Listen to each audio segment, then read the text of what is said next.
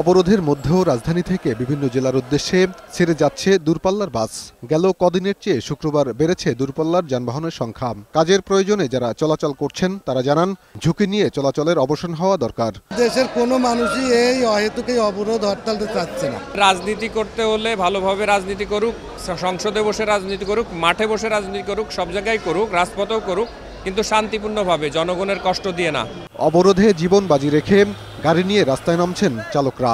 তবে যাত্রী সংখ্যা কিছুটা কম আর মহাসড়কে নানা ধরনের ঝামেলার কথা জানান তারা।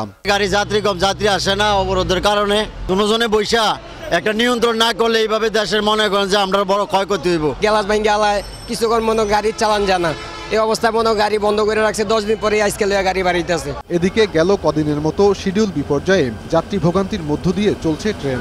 গাড়ি ছাড়ার কথা ছিল 6টা 20-এ, আমরা আসছি 5:30টায়, কিন্তু এখন তো বাজে 11টা 11:30, এখনো ট্রেন ছাড়ছে না। রাত্রি 2টো এসে নামছি, সেই থেকে তো বসা এখানে। আমার 6 ঘন্টাতে বসে আছে এই জায়গায় এ পর্যন্ত, অন্য সারা কোনো খবর নাই। তবে দ্রুত ট্রেনের সময়সূচি স্বাভাবিক করে আনার চেষ্টা অব্যাহত আছে বলে জানান স্টেশন ম্যানেজার।